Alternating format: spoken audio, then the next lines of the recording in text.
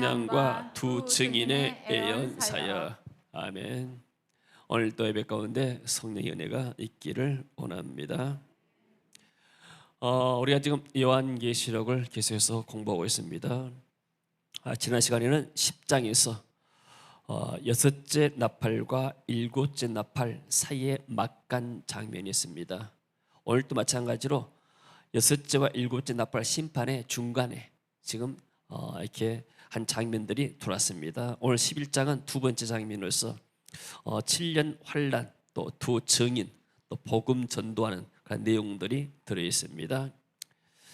자, 먼저 권선징악이라는 한자를 한번 보고 가도록 하겠습니다.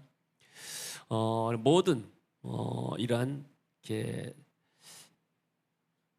작품들이 있게 되면 거기는 반드시 선이 권장이 되고 악은 징벌한다, 이런 내용들이 이렇게 되어 있습니다. 그래서 권이랄 때, 권선일 때 권이라는 것은 권할 권자, 이것이 어떠냐면 황새관, 황새를 표현하는 관과 힘력으로 이루어진 글자입니다. 그래서 황새가 새끼를 기르려고 힘써서 먹이를 권한다. 부모가 아이들 밥 먹인 것처럼 황새가 자기 어린 새끼를 힘써서 막 먹이는 것, 그걸 권면이라고 할 때 권자를 썼습니다. 그리고 선이라는 것은 뭡니까? 우리가 잘 아는 대로 양이란 것이죠. 이구자, 즉 아래쪽에 이구자인데 양처럼 온순하며 부드럽게 말하는 사람을 나타내서 착하다 했습니다. 양은 어린 양 예수 그리스도를 상징하죠, 한자에서.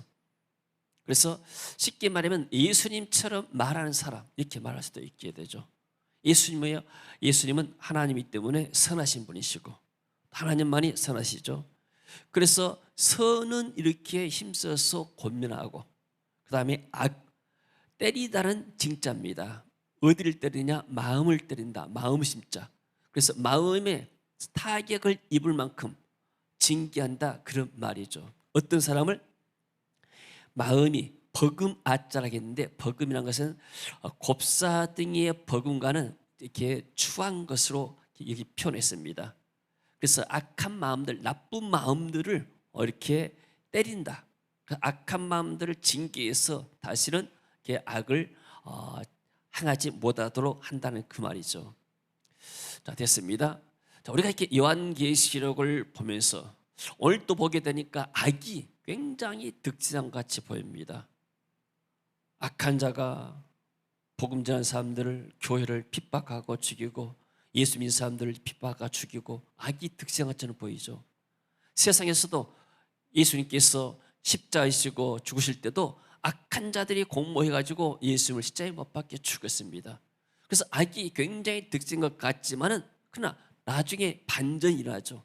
하나님께서 그들을 하여금 부활시키고 또 예수님을 성령 능력으로 부활시켜서 모든 악한 사단의 세력들을 꺾고, 그럼 마지막에는 재림의 심판 때 만왕의 왕으로서 주님이 오셔서 모든 악의 세력들을 심판하시는 그런 내용들.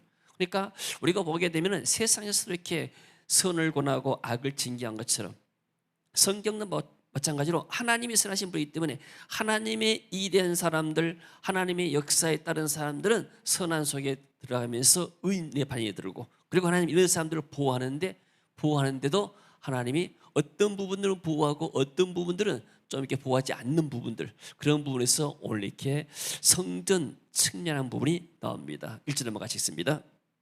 또 내게 지팡이 같은 갈대를 주며 말하기를, 일어나서 하나님의 성전과 제단과 그 안에서 경배하는 자들을 측량하되. 자, 성전이라고 할 때, 자, 여기서 성전이라는 것은 구약에는 성막입니다. 신약 시대는 성소고. 그래서 이게 그림에 보이는 대로 옛날에는 저런 성막이었어요. 그러니까 건물이 따로 없고 광야에서 이동하면서 이렇게 쉽게 말하면 텐트처럼 해서 가서 설치하고 또 이동하기면 걷고, 이것이 바로 성막의 개념입니다. 그럼 성막은 뭐냐면은, 성막은 결국 하나님의 임재의 장소입니다. 그래서 성막 가운데서도 여러 가지 부분이, 지성소가 있고 성소가 있고 물두멍 있고 번졌다 있는데 성소라 할 때는 지성소와 성소, 이 천막이 터브나클인데 천막이 쳐진 이 부분을 갖다가 성소라고 말합니다. 이 성소는 일반 백성은 못 들어갑니다. 일반 백성은 이런 번제단 앞에까지 출입해서 들어갈 수가 있어요. 짐승 가지고 와서 이렇게 피 뽑고 하나님 앞에 번제제단 드리게 나오고, 그러고 나게 되면은 제사장들이 성소에 들어가서 하나님 앞에 제사를 하게 됩니다. 근데 이거 이제 구약의 성막이 이제는 이제 가나안 땅에 정착하고 나서 다윗 시대 때 다윗이 하나님의 성전 짓기를 원했습니다. 하나님, 나는 이렇게 백향목궁 아름다운 궁에서 살고 있는데 하나님의 집은, 하나님의 성전을 이렇게 천막이 있어서 되겠습니까? 하나님, 내가 하나님 위해서 정말로 멋진 집을 한번 짓기를 원합니다. 성전을 건축하기를 원합니다. 다윗이 이런 하나님을 사랑하는 마음이 있고 예비하는 마음이 있었습니다. 그때 하나님께서 말씀하시죠. 좋다, 성전을 짓도록 허락하겠다. 그러나 너는 전쟁통에 피를 많이 흘렸기 때문에 네가 성전을 짓는 것은 이렇게 맞지가 않다. 성전은 하나님이 계신 곳인데 손에 피를 많이 묻힌 사람이 그걸 지으면 되겠느냐. 내가 네 아들에게 이 성전을 짓도록 허락하겠다. 그래서 솔로몬이 성전을 지은 겁니다. 솔로몬이라는 것은 살렘 왕이란 말인데 솔로몬이라는 것은 평화의 왕이에요.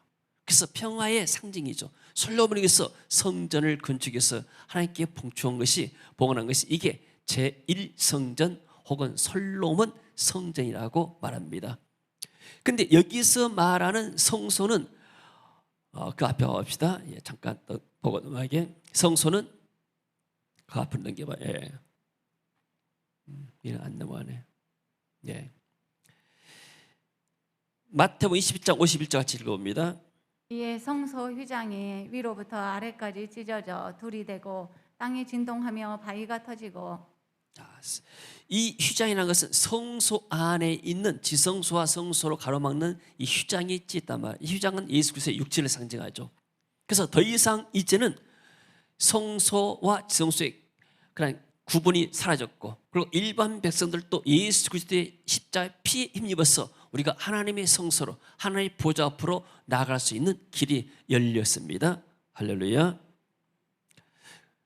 자, 그 다음에 넘겨봅시다. 그래서 솔로몬 성전이 나오는데, 자, 이 솔로몬 성전은 BC 960년경 솔로몬의 최초로 건물 성전이 건축이 되었고, 근데 이 성전은 BC 586년 바벨론이 침공해 와서 이스라엘 멸망시킬 때 완전하게 침공으로 파괴가 되고 말았습니다. 솔로몬 성전은 파괴됐어요. 그렇게 아름답게 지었던 성전 건물이 비참하게 처참하게 이렇게 사라지고 말았습니다. 그 다음에 두 번째, 이제 이스라엘 민족이 70년 동안 바벨론으로 포로로 잡혀갔습니다. 그 후에 586년과 516년 사이에는 70년의 세월이 흘리게 되죠. 516년 돌아와가지고 스룹바벨이 건축했는데, 스룹바벨은 다윗의 후손 왕족입니다. 이 사람이 정치 지도자로서 이스라엘 민족을 포로에서 돌아가지고 데려와서 성전을 건축하는데, 그때 이제 대제사장 여호수아도 같이 했죠. 그래서 헤롯 성전은 그래서 제2성전이라고 부르고, 그 다음에 세 번째 헤롯 성전, 예수님 당시에는 이 헤롯 성전이 있었어요. BC 73년도부터 AD 4년까지 헤롯 왕이 살았는데, 그러니까 그나마 이렇게 77세 정도 살았죠.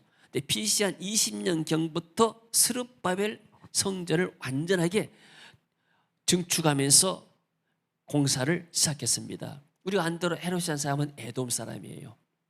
에서의 후손이죠. 정통 유대 사람이 아니에요. 이 사람이 쉽게 말하면 유대의 아브라함의 정통, 이삭의 정통 후손이 아니기 때문에 이삭의 후손이었던 이스라엘 민족에 의해서 왕노릇 하려니까 이 사람이 어떻게 하면 이스라엘 민족을 내가 좀 이렇게 좋게 해서 인기를 얻어볼 것인가, 요즘 말하게 되면은. 그래서 이스라엘 민족은 성전을 귀하게 여긴다. 그래서 스룹바벨의 때 지었던 이 성전을 좀 멋있게 화려하게 해야겠다 해서 그때부터 성전을 짓기 시작했습니다. 그 사람이 죽을 때까지 완공을 못했죠. 그래서 이런 말씀 듣자 우리가 요한복음 2장 20절 읽어봅니다. 유대인들이 가로되 이 성전은 46년 동안의 지역건을 내가 3일 동안에 일으키겠느냐 하더라. 자, 예수님이 30세가 되니까 AD 한 30년 잡고 나서라도 46년 동안 예수님이 태어나기 16년 전부터 이 성전을 짓기를 시작한 겁니다. 그래서 이 성전은 헤롯 성전. 그러고 나서 이 성전도 결국 나중에는 무너졌습니다. 그 다음에 봅시다.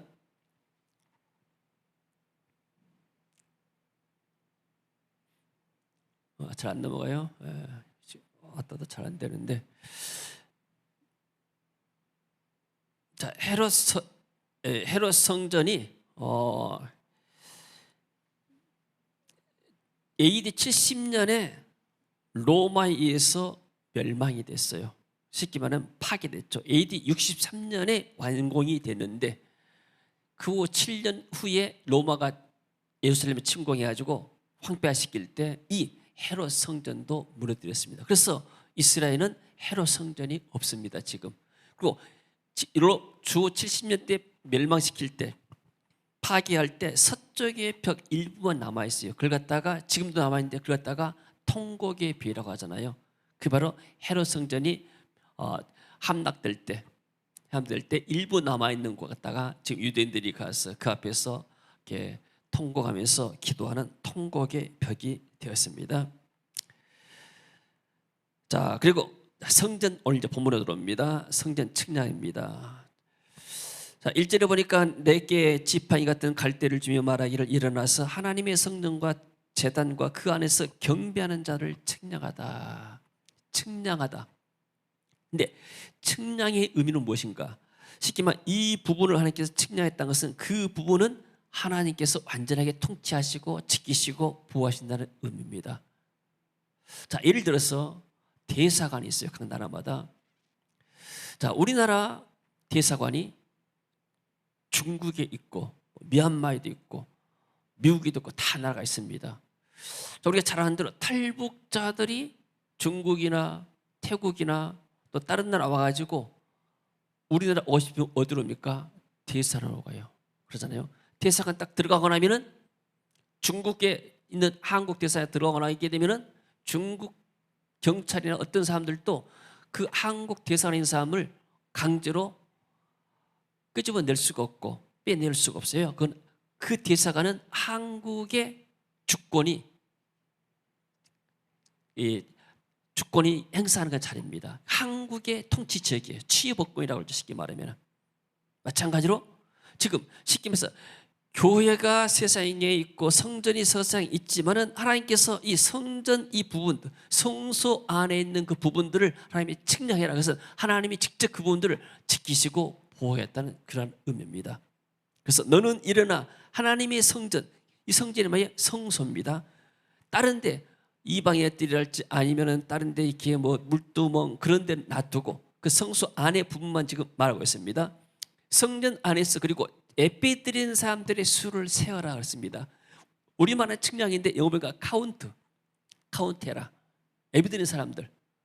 그러니까 쉽게 말하면은 이것은 예배 드리는 사람들은 구약 시대는 제사장들만 들어가서 예배 드린다고 했죠. 그러나 신약 시대는 우리가 예수 그리스도를 믿는 사람들이 이 사람들이 모두가 다 하나님의 왕 같은 제사장이라고 표현하고 있게 되죠. 그래서 우리가 하나님 앞에서 예배드리는 거 이렇게 말하게 되죠.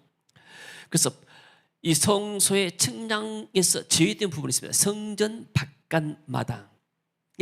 측량 부분은 그 천막으로 되어 있는 성막 안에만 거기가 보호받는 측량된 장소가 되고 그 외의 지역은 성전 바깥으로 이렇게 표현을 했습니다. 거기는 측량하지 말아라. 측량이 많은데 2절을 보니까 뭐라 했을까요? 성전. 자, 성전의 의미. 신약성경 성전의 의미는 예수님 자신을 가리켜서 예수님이 성전이라고 말했습니다. 읽어봅니다. 그러나 예수는 성전된 자기 육체를 가리켜 말씀하신 것이라. 예수님이 그랬죠. 너희들이 이 성전을 헤롯이 지은 성전을 헐라. 그러니까 사람들이 그러죠. 아니 이 헤롯이 지금 46년 동안을 지금 이 지어온 이 성전을 헐면 네가 어떻게 사흘 만에 이렇게 세우겠느냐. 근데 예수님은 뭐였어요? 자기 육체를 가리켜서 성전이라고 표현했죠. 성전의 의미 뭡니까? 성전은 거룩할 성, 하나님의 계시는 곳. 자, 왕이 있으면 구했다고 왕전, 왕궁 그러죠. 궁전 그러죠. 도둑놈이 그 집에 있으면 왜 도둑놈이 화려하게 왕궁처럼 만들어 놓고 가게 되면 그 뭐라 도둑놈 소굴 이렇게 말하죠. 똑같은 집에도 누가 거하는가 따라서 달라지는 거예요. 그러니까 성소의 개념은 하나님의 임재가 있는 곳, 성령의 임재가 있는 곳이 성소입니다. 성도란 것은 하나님의 거룩한 백성인 것은 성령이 있는 사람 갖다가 성도라고 이렇게 표현하죠. 할렐루야. 그래서 고린도서 3장 16절을 봅니다. 너희는 너희가 하나님의 성전인 것과 하나님의 성령이 너희 안에 계시는 것을 알지 못하느냐. 성령이 우리 안에 거하신다고 했잖아요. 그러니까 우리가 성전입니다. 성도고. 할렐루야. 구약에는 성전, 하나님의 성소 안에서만 하나님이 임재가 있다고 했습니다. 거기에서 제사장들이 하나님께 예배하고 제사드리죠. 근데 이것을 사도 바울은 어떻게 표현했는가? 또 에베소서 2장 22절 너희도 성령 안에서 하나님이 거하실 처소가 되기 위하여 예수 안에서 함께 지어져 가느니라. 자, 에베소서는 교회론입니다. 쉽게 말하면 교회에 대해서 말하고 있죠. 그러니까 교회, 너희도 교회도 성령 안에서 하나님의 처소, 성전이 되기 위해서 예수 안에서 함께 지어져 간다. 그래서 신약성경에서 성전의 의미는 교회입니다. 우리가 성전 건축할 때 이 성전이라는 것은 거룩한, 쉽게 말해 헤롯이나 지었던 스룹바벨이나 솔로몬 때는 그런 성전의 개념이 아니고 쉽게 말해 예배당인데 쉽게 말하면 거룩한 건물이다 해서 성전 듣게 하지, 우리가 이렇게 하나님이 이곳에만 거하신다 그런 의미로서 이렇게 솔로몬 성전 같은 또 구약의 성막 같은 그런 개념은 아니죠. 다른 건물과 구별되는 성스러운 건물이다 이렇게 해서 우리가 성전이라는 표현을 쓰기도 하죠. 근데 11장 2절 보니까 어떻게 표현했습니까? 읽습니다. 성전 바깥마당은 측량하지 말고 그냥 두라. 이것은 이방인에게 주었은즉 그들이 거룩한 성을 42달 동안 짓밟으리라. 쉽게 말해 성전 바깥마당은 그냥 놔두는 거예요. 그 이방인들, 세상 사람들이 와서 또 세상 집권자들이 와가지고 불신자들이 와고 하나님을 대적하는 사람들이 와서 짓밟는다. 쉽게 말해 핍박도 하고 박히도 하고 하게끔 하나님이 허용을 한 겁니다. 42달 동안이라는 것은 42개월이라는 것은 우리가 계속 공부한 대로 40일은 3년 6개월 동안이고 1260일 상정인 숫자라고 했습니다. 이 상정인 숫자는 예수님의 초림과 재림의 사입니다. 그래서 예수 그리스도의 초림이 있고 십자가이시고 부활하셨고 그 다음에 재림이 있고, 그래서 이겼다가 1260일 42개월 다 똑같은 말, 한때 두때 반때 그래가지고 3년 6개월 3년 반 이런 식으로 표현하게 되죠. 그래서 또 쉽게 말하면 7이라는 숫자입니다. 7은 완전수입니다. 그러면 7년 대환란 그러면은 이 전체 시기 초림과 재림 사이에 7년 대환란이고, 그리고 또 여기서 전 3년 반, 후 3년 반 말합니다. 전후 나눠지는데 3년 6개월씩 나눠지는데 이것도 꼭 시대별로 딱 나눈다기보다도 하나님이 어떤 이렇게 선을 정해가지고 이때는 약간 핍박과 박해가 좀 덜하고 마지막에 이제 마지막 심판이 가까울수록 극심한 박해와 또 이런 교회를 핍박하는 있을 것이다 이런 것을 표현하게 되죠. 그러니까 성경에 나오는 이런 숫자들을 문자적으로 해석한 것이 아니고 상징적으로 해석하고, 그리고 해석하는 것도 학자마다 교단마다 교리마다 다 다릅니다. 그러니까 우리는 큰 것만 대중에서 큰 것 중심에서 잡고 가면 되지, 너무나 세신 것 가지고 따져가지고 이렇다 했다면 학자들 이론은 끝이 없습니다. 그래서 7년 환란이나 3년 6개월 동안이나 우리가 알 것은 뭐냐면 예수님의 초림과 재림, 지금 우리가 살고 있는 시대다 생각하면은 와일 것으로 생각이 되어집니다. 자, 그다음에 봅니다. 그래서 이방인들은 뭔가 사단을 추종하는 사람들 그렇게 씁니다. 방금 했던 읽어봐요. 그래서 이방인들은 사단을 추종하는 사람들이 거룩한 성 교회를 42개월 동안 박해할 것이다. 자, 이렇게 했습니다. 자, 그 다음에 두 증인의 예언 사역이 나옵니다. 히터 좀 꺼도 되겠네요. 좀 이제 날씨가 좀 기온차가 많아가지고 아침에 좀 춥고 그러네요. 자, 두 증인의 사역. 저도 요한계시록을 공부하면서 그 전에 이제 요한계시록 좀 많이 읽어봤지만은 구체적으로 다 이렇게 세세하게 공부하지는 않았어요. 근데 공부하면서 나도 새로운 것을 깨닫고 또 이렇게 배우기도 하고 그럽니다. 왜냐하면 나도 이렇게 자료 가지고 공부해서 여러분들에게 가르쳐야 되기 때문에. 근데 제가 생각해 보면은 지금 이렇게 요한계시록을 내가 강의한 것이 훨씬 나에게 잘 됐다 싶어요. 젊었을 때 하게 되면 단순히 이름만 가지고 하게 되는데 지금 이렇게 성경 보면서 계시록을 이렇게 보게 되니까 이것이 좀 해석하기가 내가 좀 수월하고 또 끄면 안 되고 나 켜놔. 아직 좀 컴퓨터 화면이 뭐가 좀 빨리빨리 작동이 지금 안 된 것 같아요 지금. 그래서 또 요한계시록을 내가 강의한 된 동기가 뭐냐면은 지금 이렇게 코로나 이 팬데믹 상황 속에서 이런 상황 속을 지금 전 세계가 처음으로 겪어봅니다. 이런 거 보면서 지금 예수님의 재림의 때 마지막 심판 때가 가까웠다. 더구나 이렇게 지금 코로나 때문에 사람들이 예배드리기도 이렇게 쉽지 않지 않습니까? 또 정부에서도 이렇게 방역 지침을 이렇게 있고, 그리고 또 이렇게 또 실제로 교회 오게 되면은 여러 가지 좀 이렇게 제약 사항도 있게 되고, 또 아이들이 있게 되면 또 아이들도 데리고 오기도 이렇게 부모들이 좀 망설여지고 하도 이렇게 이런 것들이 쉽게 거치지 않기 때문에 그래서 요한계시록을 한번 강의를 해야 되겠다. 강의의 목적은 뭐냐면은 이 마지막 시대 때 언제 주님의 재림이 오고 언제 더 큰 심한 박해가 오고 교회를 박멸시키려는 세력이 있을지 모르지만 그때 성도들이 신앙을 지키지 못하면 어떻게 됐는가. 그러니까 말세를 준비해서 마지막 때를 준비해서 우리가 이 계시를 한번 제대로 공부했으면 좋겠다. 이런 마음에서 제가 하게 된 것입니다. 하나님께서 계속해서 은혜 주기를 원합니다. 자, 두 증인의 예언사입니다. 3절 읽어봅니다.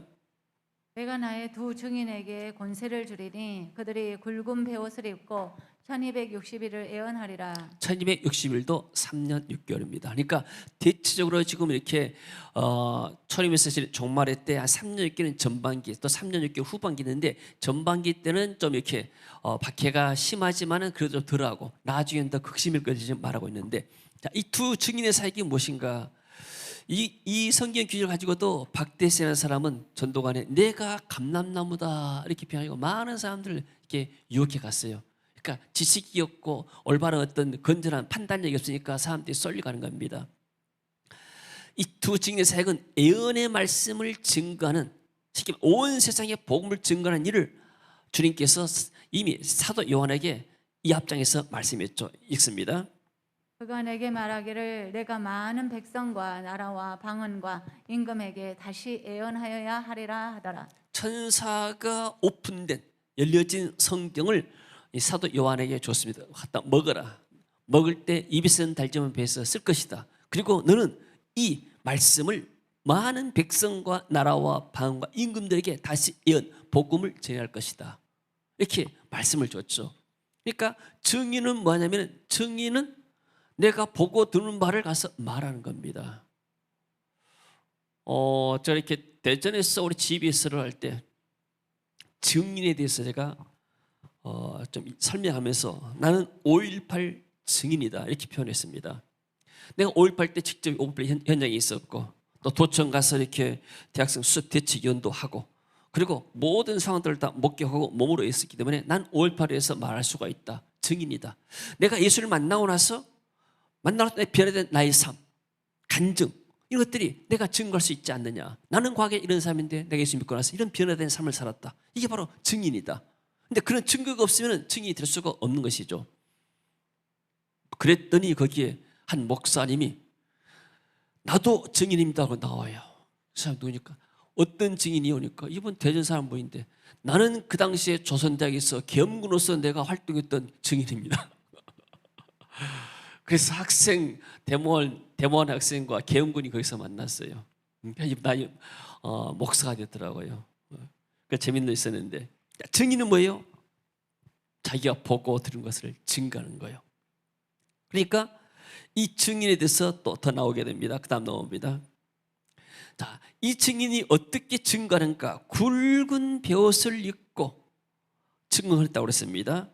회개 메시지. 하나님 앞에 회개할 때 사람들이 굵은 벼옷을 입고 금식하면서 하나님 앞에 회개하면서 기도했습니다. 그러니까 회개 메시지. 사도행전 2장 38절 말씀 봅니다. 베드로가 이르되 너희가 회개하여 각각 예수 그리스도의 이름으로 세례를 받고 죄 사함을 받으라. 그리하면 성령의 선물을 받으리니. 내가 강력성을 이렇게 짚으니까 이 가림막이 흔들려가지고 좀 이렇게 마음 모양이네요. 좀 기도고 해야 좀 편한데. 우리 동희 어머니 잘 이해가 되셔요? 이게 굉장히 지금 이렇게 어려운 성경인데 이해가 되십니까?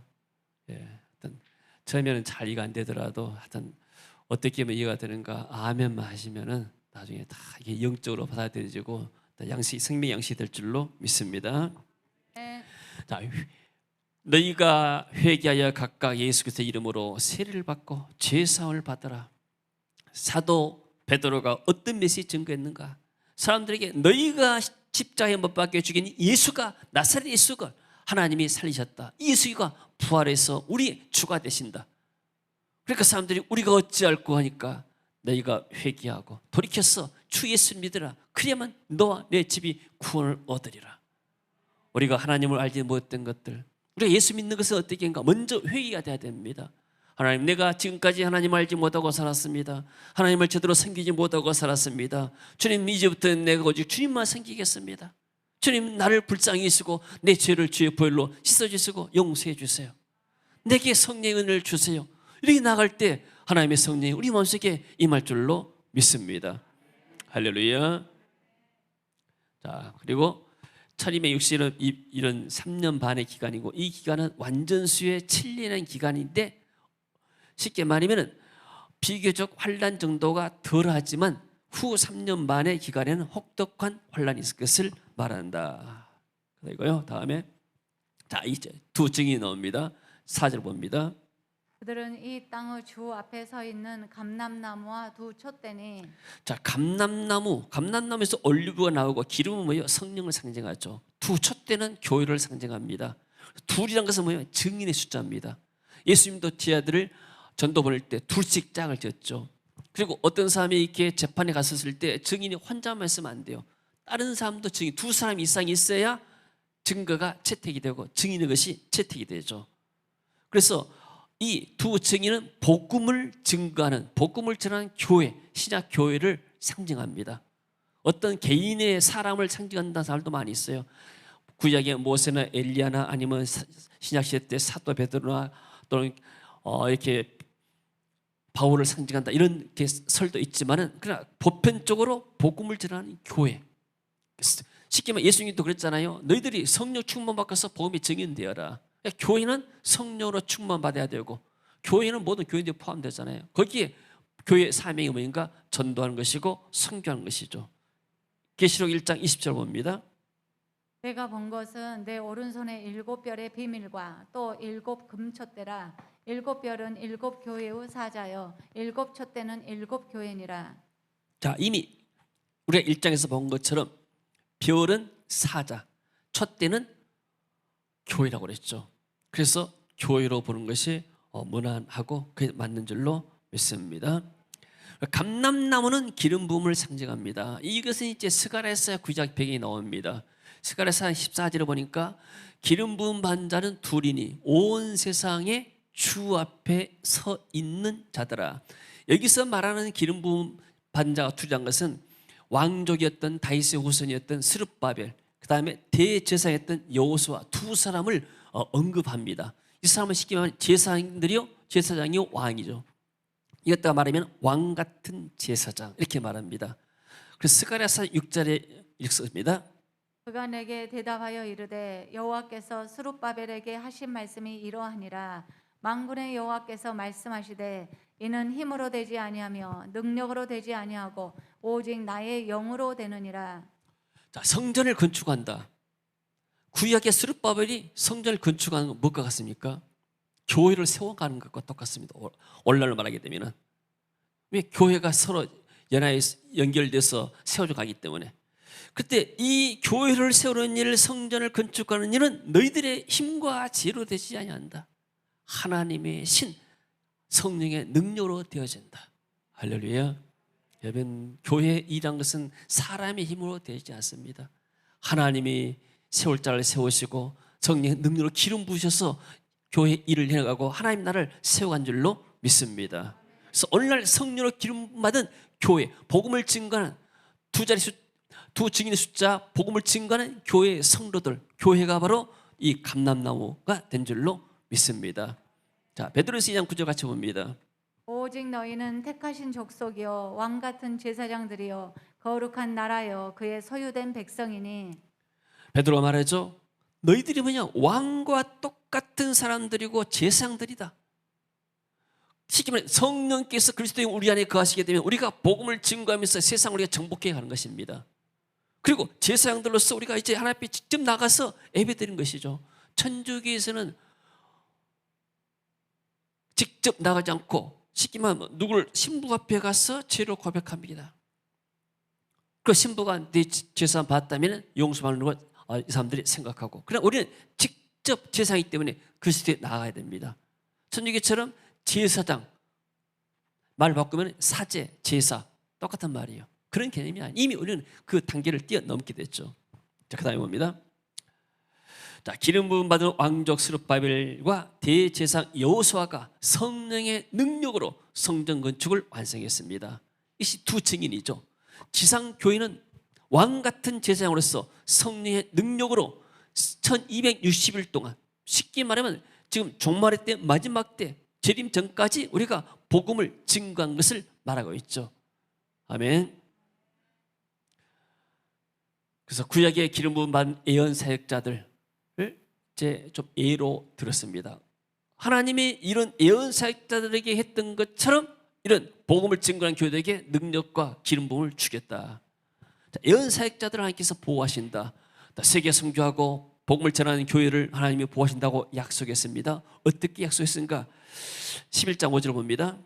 만일 누구든지 그들을 해하고자 하면 그들의 입에서 불이 나와서 그들의 원수를 삼켜버릴 것이요 누구든지 그들을 해하고자 하면 반드시 그와 같이 죽임을 당하리라.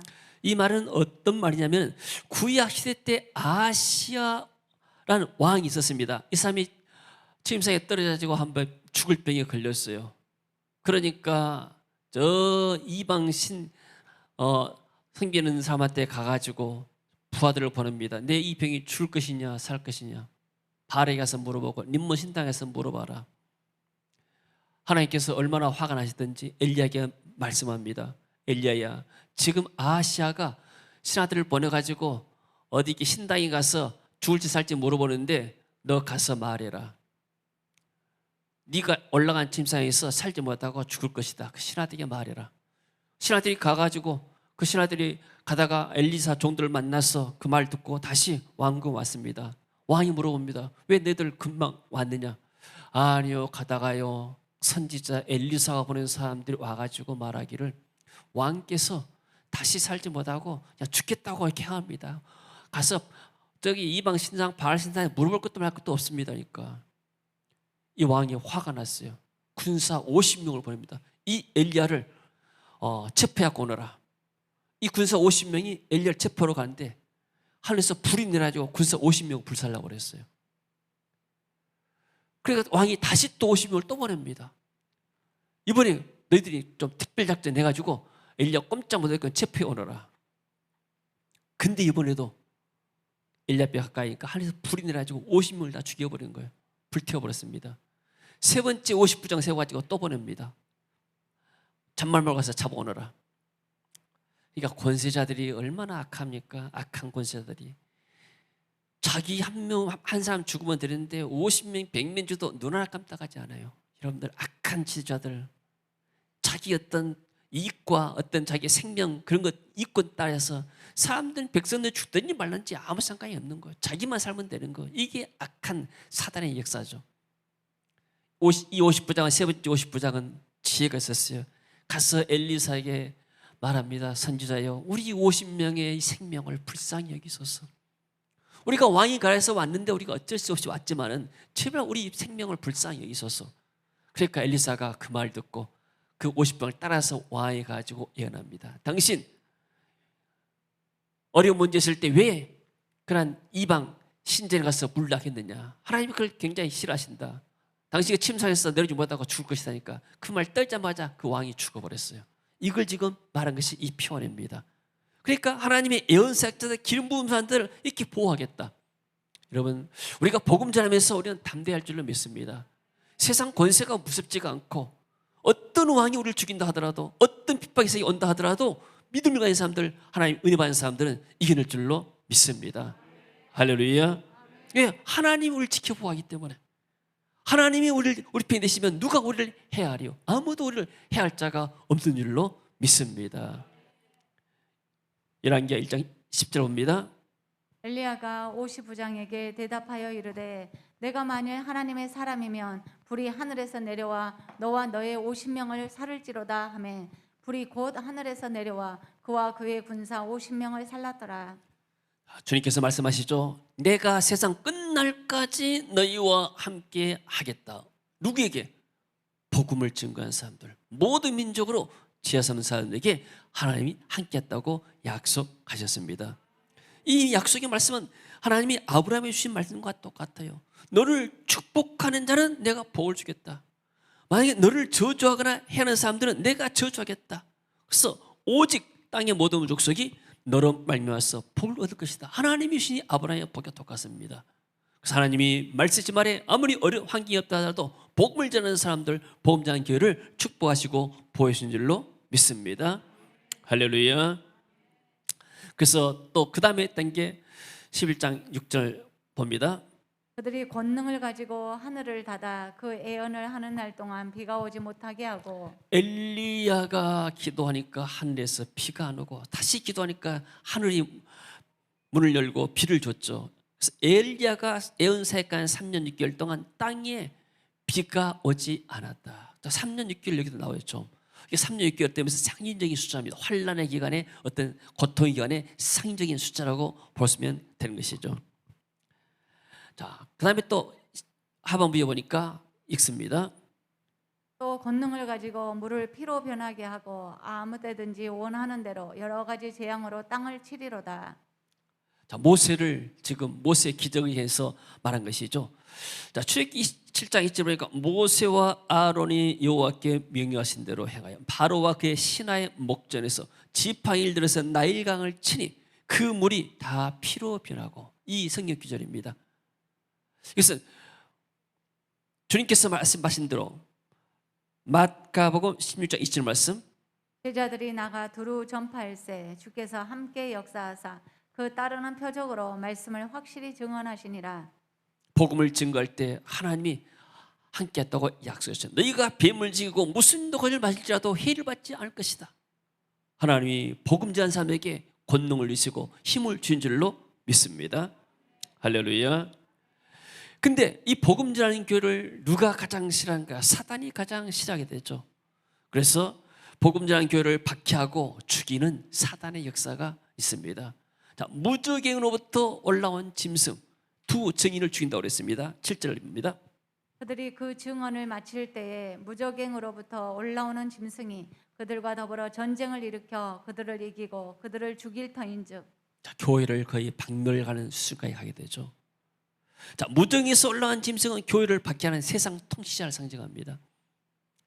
지금 중국의 시진핑 정부가 들어와가지고 중국의 교회들을 뭐 불사르고 있죠.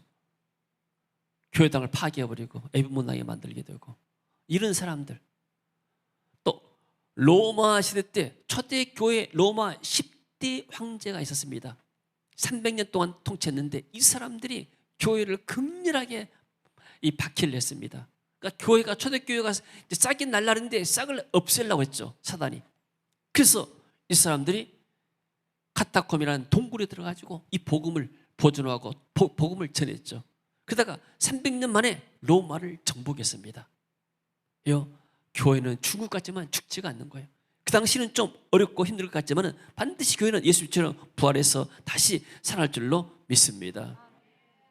그래서 8절을 보니까 있습니다. 그들의 시체가 큰 성 길에 있으리니 그 성은 영적으로 하면 소돔이라고도 하고 애굽이라고도 하니 곧 그들의 주께서 십자가에 못 박히신 곳이라. 자, 소돔과 애굽은 세상을 상징합니다. 예수님도 세상에서 이렇게 십자가에 못 박혔죠. 골고다에서 세상을 상징합니다. 그러니까 쉽게 말하면 교회 사람들, 복음 전하는 사람들, 이런 사람들 핍박하고, 쉽게 말하면 예를 들어서 중교에서 교회가 불타 없어진다. 그러면 불타 없어진 자리 사람들 보관하면은 예수 믿는 사람들 별것 아니구나. 와, 이렇게 정부가 대단하고 통치가 대단한 권세가 있구나. 우리 정부가 승리했던 사람들 이렇게 하고, 교회를 또 싫어하는 사람도 있습니다. 세상 사람들은 다 사단에 속한 사람들은 교회를 싫어합니다. 그럴 수밖에 없는 거예요. 빛과 어둠이 나뉜 것처럼. 교회 다닌 것들 뭐 이렇게 뽐내고 다니고 뭔가 하더니 잘 됐다 싶고 배합한 사람들 있잖아요. 굉장히 승리같이 보입니다. 그 다음 봅니다. 백성들과 족속과 방언과 나라 중에서 사람들이 그 시체를 사흘 반 동안을 보며 무덤에 장사하지 못하게 하리로다. 죽임을 당한 후에도 가혹하게 취급당합니다. 그러니까 세상 사람들은 사단의 편에 서가지고 증인들을 죽이고 교회를 죽이고 그리고 멸시한 일에 적극적으로 동조하게 되죠. 그것에 끝나지 않고 자기들끼리 또 뭐 이렇게 선물 돌리면서 기뻐하는 잔치를 하게 됩니다. 야, 우리가 이런 일을 했다. 왜냐합니까? 이 두 선지자가 땅에 사는 자들을 괴롭게 한 거로. 하나님의 말씀을 듣는데 왜 괴롭습니까? 자기들은 죄를 짓거든요. 여러분들 지금 이게 한국에도 동성애 문제 가지고 이렇게 지금 이렇게 문제가 되고 있는데, 동성애자들 성경에서 보니까 죄다, 우리는 인정하지 않는다니까 동성애 옹호한 사람들은 싫어한 거예요. 그러잖아요. 괴롭게 하시면 하나님 말씀이 그들을 괴롭게 하는 거예요. 땅에 사는 자들이 그의 죽음을 즐거워하고 기뻐하고, 만약에 동성애법이 통과된다 하게 되면 동성애자들이 얼마나 기뻐하겠습니까? 선물을 주고받고 난리칠까 않겠습니까? 가서 파티하고 이런 것을 지금 상징하고 있는 겁니다. 교회와 증인들의 죽음이 악인들에게는 큰 기쁨이 되는 것이죠. 그래서 복음 전하는 사람들이 어려움을 당하시고 때로는 사단의 세력이 득세한 것 같이 보입니다. 그러나 문제는 거기서 끝나지 않아요. 11절 봅니다. 3일 반 후에 하나님으로부터 생기가 그들 속에 들어가매 그들이 발로 일어서니 구경하는 자들이 크게 두려워하더라. 하나님의 교회를 부활시키고 또 죽은 자들은 결국 재림의 때는 부활시키게 되죠. 그러니까 3일 반 후에 7의 완전수 7의 절반의 날, 일정한 날수가 지나고 나면 교회는 예수님같이 부활할 것입니다. 할렐루야. 그래서 성령께서는 지금도 역사하셔서 복음 전하기를 원하십니다. 자, 우리 복음 전한 자들의 발길 아름답도다. 우리 한번 찬양하고 말씀을 들어갔습니다. 복음 들고 산을 넘는 자들의 발길 아름답고도 아름답도다. 평화 전하며 복된 소식을 외치네. 주다시 리시네. 주다시 리시네. 주다시 리시네. 평화 전하며 복된 소식을 평화 전하며 복된 소식을 외치네. 주다시 리시네. 주다시 리시네. 리시네 저다스 리시네. 복음을 전한 자들의 발걸음이 아름답습니다. 자, 그래서 부활하는 증인들과 교회입니다. 하늘로부터 큰 음성이 있어 이리로 올라오라 함을 그들이 듣고 구름을 타고 하늘로 올라가니 그들의 원수들도 구경하더라. 이것은 마치 재림의 때 부활해서 올라갈 그 광명을 이렇게 묘사했고, 또 실제로 재림 전에도 교회가 부활하고, 또 정말로 이렇게 핍박받고 어려웠던 사람들이 나중에 하나님의 은혜로 또 회복하면서 많은 원수들을 이렇게 하나님의 사랑을, 또 하나님의 복음을 증거하는 일들이 많아지게 되죠. 자, 이런 하나님의 역사의 날에는 원수들에게는 심판과 형벌의 날이고, 순교한 증인들에게는 구원과 영광의 날이 될 것입니다. 할렐루야, 아멘. 자, 이때 보니까 11장 13절 봅니다. 그때 큰 지진이 나서 성 10분의 1이 무너지고 지진에 죽은 사람이 7천이라. 자, 지진은 하나님의 진노와 심판 때 상징합니다. 두 증인 죽은 자들에 대한 하나님의 진노가 있습니다. 여러분의 자녀들이 어디 가서 맞고 왔다 생각해 보세요. 그러면 그 부모가 얼마나 화가 나겠습니까? 아이들 싸움이 어른 싸움 된단 말했잖아요.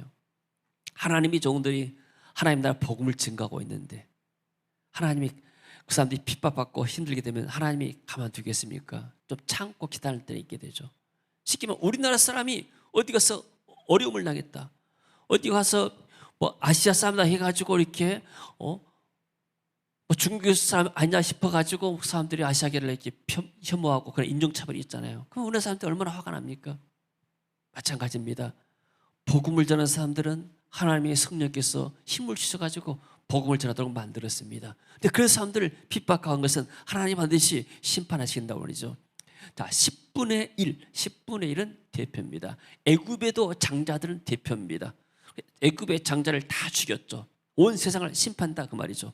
그러니까 이거 상징이지만은, 그러나 복음을 전하는 사람들은 하나님 반드시 심판할 것이다. 온 세상에 영인이 있을 것이다. 7천인 것은 완전수고, 천인 것은 많은 수를 말합니다.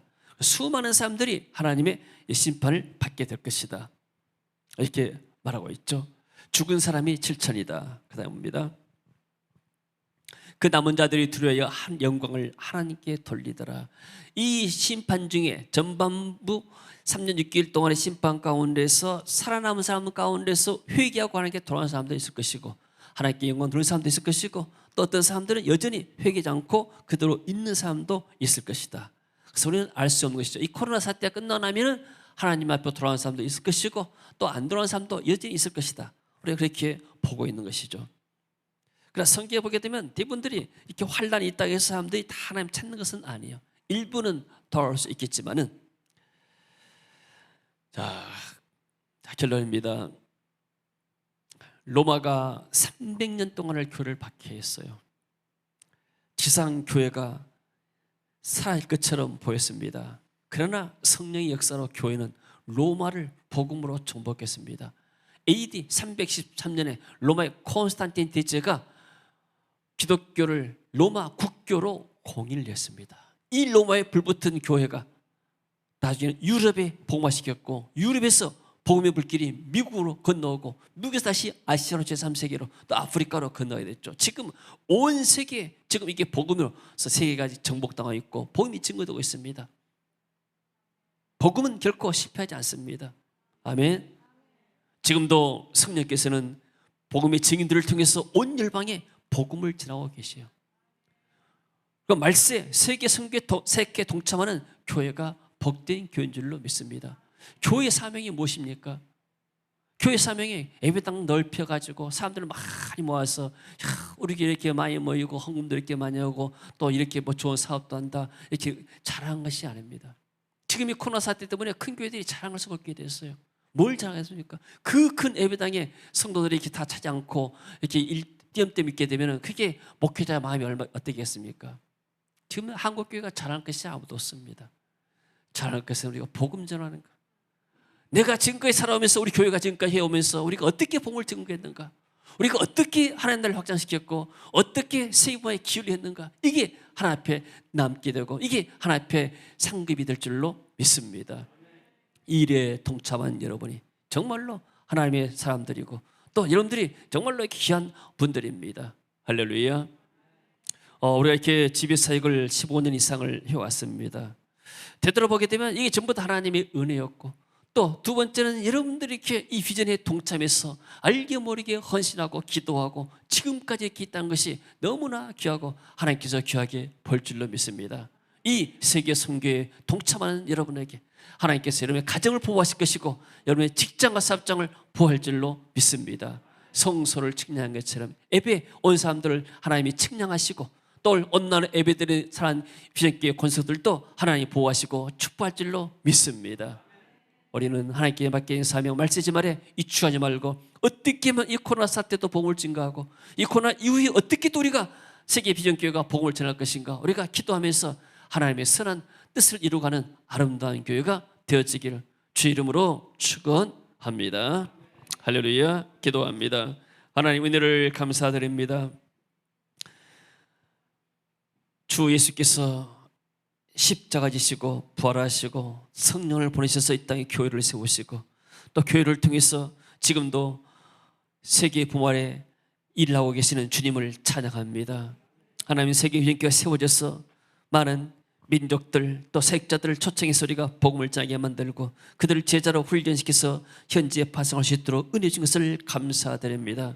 하나님 코로나 이후에도 더 큰 세를 감당할 수 있도록 주여 저에게 힘과 능력을 더하시고 성령의 권능을 더하여 주옵소서.